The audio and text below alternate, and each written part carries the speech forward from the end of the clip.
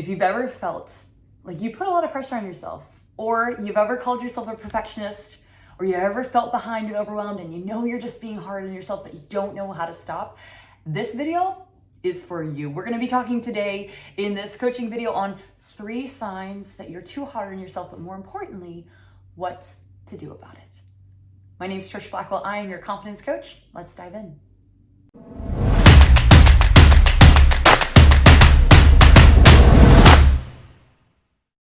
Okay, so the 3 signs that you are too hard on yourself. Well, 1, you probably already know. I didn't even count that as a sign. But truly, you feel behind. You feel behind in your work, you feel behind in your household chores, you feel behind in life, you feel behind in your emails, you feel like you just feel behind in life. There's not enough time and you're just not doing enough, even though you're working all the time and trying all the time. The second way to know that you're being too hard on yourself is that you wake up with anxiety. That first thought of the day is toxic and negative and self-defeating and self-critical. And you don't know what to do about it. You just keep going, oh no, I have so much to do. And then you're mad at yourself for not being positive and cheery in the morning.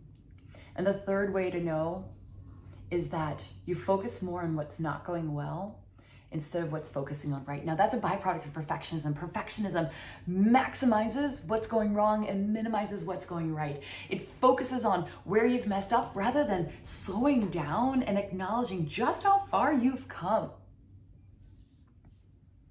So if you've ever felt behind, if you're waking up with anxiety, if you're tired of looking in the mirror and being hyper self-critical, or if you're beating yourself up, maybe you're calling yourself names, maybe your I am statements about yourself are just very negative based.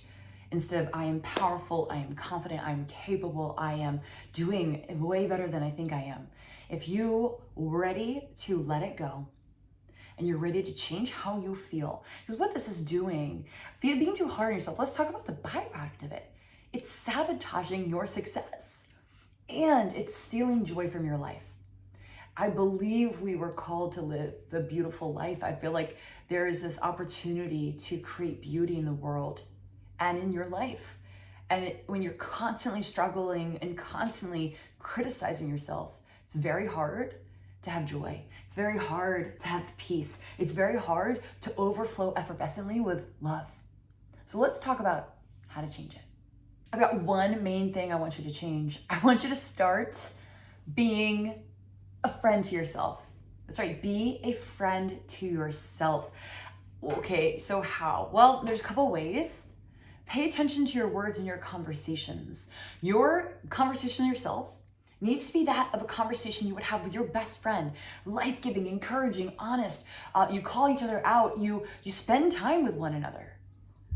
But build your conversation and your inner dialogue. If you're not sure how to do that, go check out my podcast, the Confidence Podcast. We have tons of episodes on how to do that. And furthermore, in the College of Confidence, I have courses that will teach you exactly how to talk to yourself, how to talk back to yourself, and how to reframe any negative thoughts. You can go find that out at collegeofconfidence.com. It is a course in the notes for today's video. But I also, friends, what do? They encourage one another. I want you to practice the art of encouraging yourself. And this is done through journaling. It's done through affirmations. It's done through tracking your wins. Sometimes it's done through writing your checklist and actually writing it all out and crossing it through it so that you see, hold on, I am crushing things. I am exactly where I need to be. I am doing better than I think I am. And then you encourage yourself with an affirmation, something as simple as, yes, well, I used to, or maybe I've spent decades of my life focusing on what's going wrong. I now choose to be friends with myself. And as a friend to myself, I will look for what is right. I will look for what is good. I will look to focus on where I'm going versus on where I'm missing. And then how do you do that? Well, friends spend time together. It's time to slow down and simplify a little bit and spend some time with yourself. Now, maybe that's sitting on your back porch. Maybe it's 15 minutes of meditation. Maybe it's a journaling prayer. Maybe it's a walk without music. But we've got to, maybe it's going and trying a new hobby and a new sport or a new, meet up with people. But getting to know who you are. And sometimes we get to know who we are by first finding out who we are not. So it's an experiment. It's an adventure.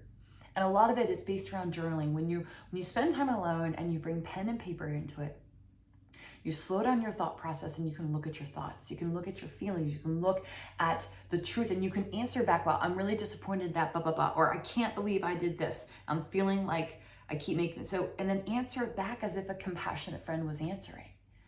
And then you can go, I choose not to be hard on myself anymore. And therefore, I'm going to focus on what is good. What can I learn from that slip up that I just made?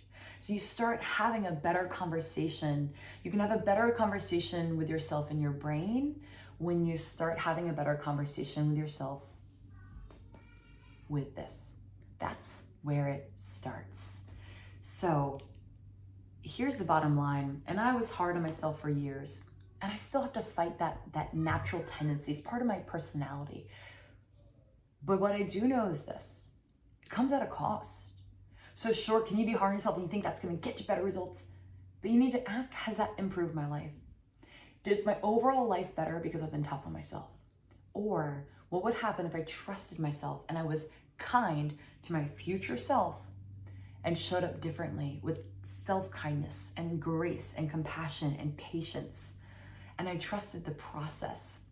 True growth, true breakthrough starts with kindness at the root.